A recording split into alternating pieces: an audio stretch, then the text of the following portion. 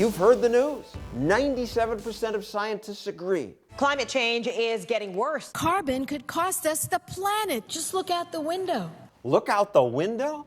Because it's a hot day and her tiny piece of the world? How shallow is that?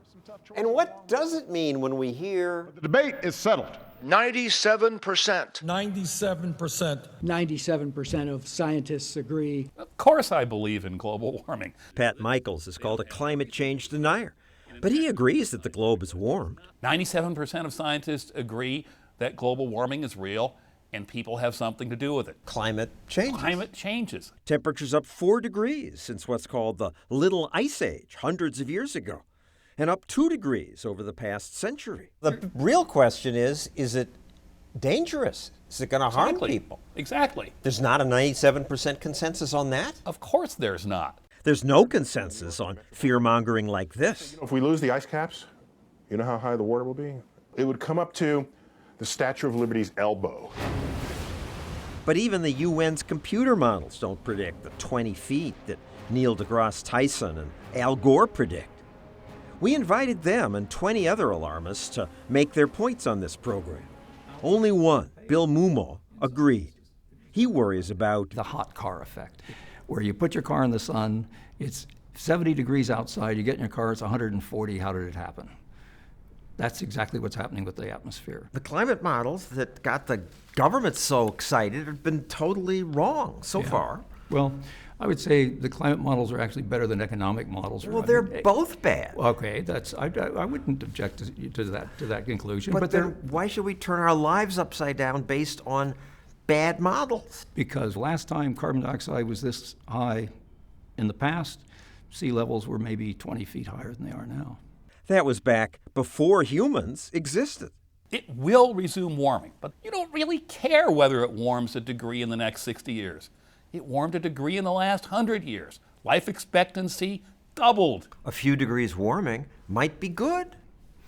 It might be if you, depending where you are. Cold waves kill many more people than heat waves. Well, I don't know. How many tens of thousands of people died in Europe in 2003 in the heat wave? Tens of thousands did die. Heat can kill. But many more people die from cold. The CDC says heat kills 600 Americans a year. Cold kills more than twice that many. This budget requests $1.1 billion to address climate change. An agency doesn't get money going in front of a congressional committee and say, you know, my issue, it's really not a problem. You ought to give the money to somebody else. No, instead, issues compete with each other for your money.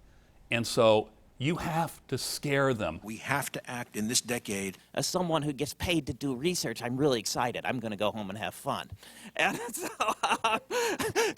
to summarize, we have much scientific confidence that warming is contributing to sea level rise and other changes. I've lived through 8 environmental apocalypses: the population bomb, acid rain, the ozone hole, global cooling, you name it. The global warming scare has longer legs because it's got more money. That also gives climate alarmists a reason to squash dissent. The climate change deniers suggest there's still a debate over the science. There is not. I bought what they were saying. Judith Curry is a climate scientist at Georgia Tech. She once agreed with the scaremongers. What changed? Well, ClimateGate. Emails reveal a plot among the world's top climate scientists. The group of esteemed scientists were strategizing to squash their opponents. And I thought, oh, wait a minute. Why should I believe this instead of my own judgment? What scientists actually agree on is a very narrow slice of things. Yes, temperatures have been increasing overall for the last several hundred years. No doubt. And that carbon dioxide does act to warm the planet. But there's no agreement as to whether warming is dangerous or not. For saying that, you were one of the targets of the congressman saying, show us where you get your money. Yeah. I was one of the 7. 7 climate skeptics were branded heretics in order to reveal all their sources of funds. Curry abandoned science. This is after praising me and pushing me a few years ago as, you know, the prestigious scientist. Well, you have wrong opinions now. Yeah.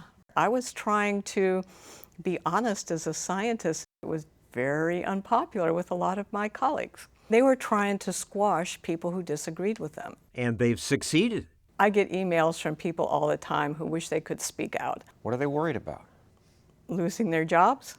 It's dangerous to dissent when climate change is something politicians address with religious zeal. This was the moment when the rise of the oceans began to slow and our planet began to heal. Admit it. It's a religion. The head of the United Nations Climate Panel said it's his religion. When you emit greenhouse gases, you feel like you're committing a sin?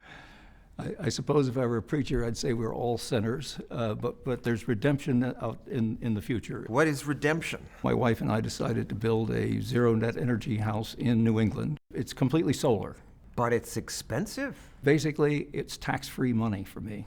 Yeah, taxpayers subsidize you and me. I did it too. Hey, yep. What's fair about that? That just hurts the poor. They ask all these Nobel Prize winners, what do we need to do to help the world? Yeah.